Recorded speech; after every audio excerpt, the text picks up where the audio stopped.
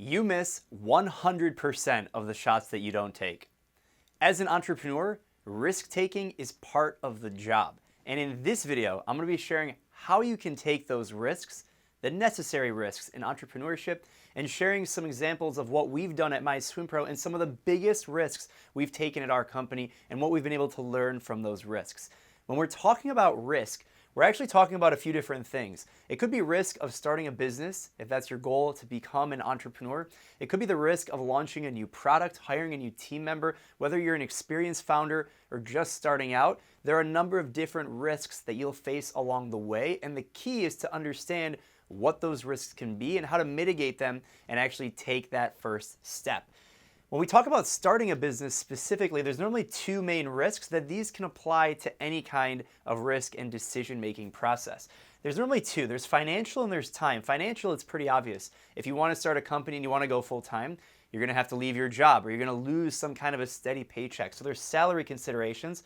There's also startup investments. So let's say you want to open up a restaurant or you have to build a physical product. There might be some initial capital that you'll need to put forth without having any revenue in the business. So there's definitely financial risk with this uncertainty that anything will actually come out of it. There's also time risk, and this actually I believe is potentially more significant than the financial risk, and that is the opportunity costs of doing one thing versus another. Time is our most valuable possession. It is the greatest asset. They say time equals money, and 100% it is true, but your time is worth something, and there's an opportunity cost of doing one thing versus another. Starting a business, not starting a business. Launching a new product, hiring a person, not hiring a person. There's a lot of risk associated with that. And there's also an uncertainty of time in duration. So not only the opportunity cost, but you don't know how long this risk will extend forward. And before we talk about how to mitigate and how we take those risks, it's important to understand some basics about risk and the benefits that can come out of it if you choose successfully and if you go through this whole process. So risks 101. Risks are calculated. They're not random guesses. This isn't a gamble. If you're just gambling, you're going to be wrong most of the time, and that is not good risk taking. And as an entrepreneur, you're likely to fail and stumble many, many times over. You are going to fail a lot, and that's the reality. But the key is making calculated risks, understanding all the data that you have around yourself and making informed decisions.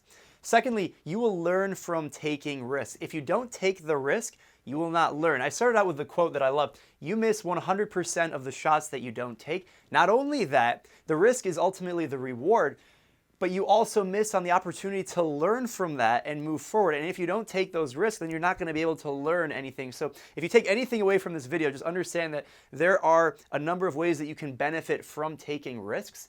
And we're going to talk about the ways that you can mitigate. But first, innovation cannot occur without risk. You have to accept this. So if you're trying to create something new, by definition, you're creating risk because it's not possible to have that innovation without taking that uncertainty and that leap of faith.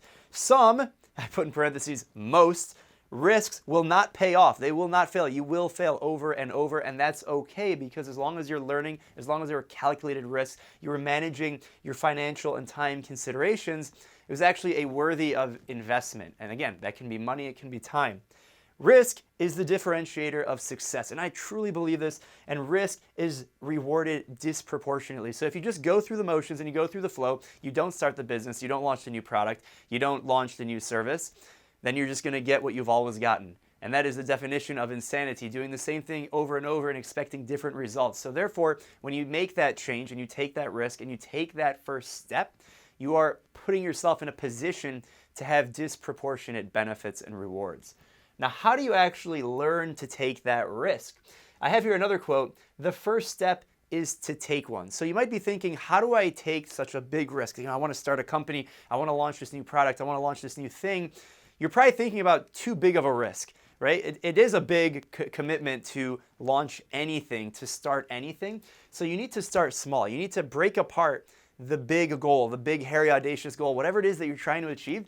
You've got to break it down into something small and tangible to that first step. Don't think about the big thing. Have that in the back of your mind. Put that as on your vision board. Rewind. Think about what is that first step that has a little bit of risk, but you can tolerate it. And once you take that first step, you can then learn and you can get more comfortable taking that level of risk. you will build tolerance. So, entrepreneurs who are very experienced, they have a much higher risk tolerance. They're able to think about it in a more compelling manner because they have experience of taking risks before. If you don't take any risks, you're not going to be able to build that tolerance. This is like a coffee tolerance. If you have coffee every single day, the impact is much less on you. If you never have coffee and then you have coffee, then you're going to be super, super high energy, like the way I am most of the time.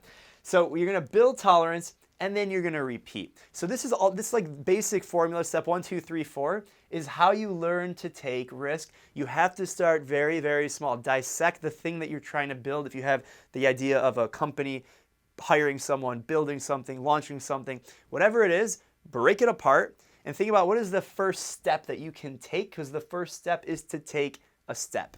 So take that first step, learn from it, build tolerance, and repeat. Now, I'm happy to share a story at MySwimPro about how we've done risk. If you're not familiar, MySwimPro is the #1 training application for swimmers, both in and out of the water. Pretty crazy time here in April 2020. That's for another video. But we recognize that there is a big opportunity in not only the swimming market, but also in the triathlon market. And so we thought to ourselves from the very beginning of the company, should we launch another application? We've got MySwimPro.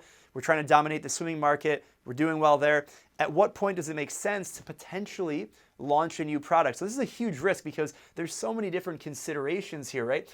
We did have assumptions and we had data and we had feedback. We have a lot of numbers that we can look at about the market, our own app usage, qualitative feedback from our community. So we did have some things to look at, but there's definitely a development marketing time consideration. You don't just launch another application. This is an investment in development. It's an investment in marketing. And although there are similarities with what we're doing, there's definitely a risk of the unknown. We are not domain experts like we are in swimming. So there's this whole unknown element of launching an entire new product. It's like launching another division of the company. And surely there's different brand and financial questions we need to consider. So is this diluting the brand? What is the impact? It's hard to quantify the value of your brand and what you've been able to do with it over time. What is the financial impact? If we launch this application, is it going to see the success that we've seen with MySwimPro? Is it going to happen as quickly? Is it going to happen faster? Is it going to happen slower? There's so many different variables, even though they seem similar, swimming and triathlon. But launching a new product is definitely a whole beast in itself. So we considered all of these things, and we decided ultimately to launch in 2019. In April, we ended up launching the application. Now, you might think to yourself, well, how did you consider all of these? Yes, we were definitely taking a calculated risk. We knew that there was a massive potential to create something as big or bigger in the sport of triathlon than we did in swimming. And the risk of not doing anything would mean doing the same thing that we've always done. And that's what I mentioned before, is the definition of insanity, doing the same thing over and over and expecting different results. So if we were content with just a swimming application, that's perfectly fine. But as a company, personally, for all of us, we have the ambitions of making impact much greater than that. So we decided that looking at the data, there's a much compelling reason to have that opportunity to take a stab at the triathlon market. So we launched our first version in 2019. Interestingly enough, in 2020, we decided that by launching in 2019, we would have half the season, and in 2020, we'd have the full season to, really let this thing go and give it a good shot to see what we can do with it. If you're watching this video in the future, which is obvious, 2020 has turned out to be not what we expected in 2018 and 19 when we planned this all out, but expect the unexpected. So it isn't the most shocking thing in the world to have a curveball. This is probably a bigger curveball, a global pandemic. All events in 2020 are pretty much canceled, so you don't really need a triathlon training application if there are no triathlons being held. So there's a few different possibilities that could happen. If we fast forward to 2022, 2021, where are we? And if you're watching this video in 2021, 2022, it'll be really interesting to see what has happened. So there's 3 options here. To be honest, all of these are plausible. Option number 1, MyTriPro takes off. It explodes. By the way, I'm wearing a MyTriPro hoodie. Pretty swagged out. So MyTriPro can take off. It'll just explode, dominate the market. And that will obviously not happen in 2020, but it could happen in 2021 and beyond. Maybe 5 years from now, it is really dominating in the space of triathlon. So that's plausible option number 1. That was our intent, and that's why we decided to take the risk. Option number 2, it sort of stays stagnant, and this is where we're currently at. So given the fact that it's a pandemic, we're not really focusing on this. We're really doubling down and focusing on dryland training with MySwimPro. When the pools open back up later this year, next year, 2021, that'll still be the primary focus. And my TriPro could be stagnant. You just sit there, it'll work, we'll continue to improve it here and there, but it's not really gonna be as much of a focus in the short and maybe even the long run. And option number 3 is we just shut it down. We just decide, you know what, in 2021, it's not worth it. We can't focus on this. We've really got to focus on one thing. So much of risk taking is being able to focus on what the potential rewards and what the potential impacts are. And so for us, we have these 3 possibilities. But at the end of the day, even if we shut it down, even if it's a big success, we've already learned so much. There is so much to learn. I have the question here, what did we learn? A number of different things, not only about the industry, but about launching a new product complementary. We saw what parts of the swimming market overlap into triathlon that we weren't very familiar with, and now we can really focus even more on our initial target market because we know it that much better now because we know what it is and what it isn't. We know what triathlon is and what it isn't. In the future, if we want to launch another product, even separate from my TriPro, we will have so much more information and understanding of the market dynamics and also data to look at so that we can make more informed decisions. So what we talked about in the beginning of these 101s, the risk 101, that it needs to be calculated. Some of these things will not work out, and we know that. We took a huge risk. You know, the focus is probably the biggest risk in all of this. Not only your development time, if money is no object and you have resources, it's a focus thing. There's only one of you as the entrepreneur, there's only one of me, there's only one team, no matter how big it is.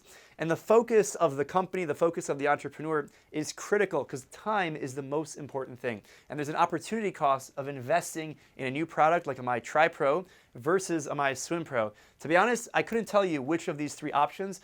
The market will determine that. Our team's willingness and speed to execute is really going to determine that. And I shouldn't say willingness, we're definitely willing, but it's more a matter of if the data is there and it supports and our gut feeling is there to really go after it, we'll go after it.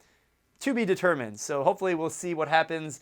Option 1, option 2, or option 3. Let me know in the comments which one you think it is. If you're working on a business and you're struggling to figure out how to take bigger risks or if you should be taking risks of any measure, let me know in the comments. If you enjoyed this video, be sure to subscribe. Check out my TEDx talk that I gave that talks about going from an idea to app of the year, the risk involved in the process of facing that uncertainty, taking that risk, all explained in that TEDx talk. And also check out the different entrepreneurship tip videos. Tip number 1 was all about how to get started. Take that first step because you miss 100% of the shots that you don't take. Take care, and we'll talk to you guys later. Bye.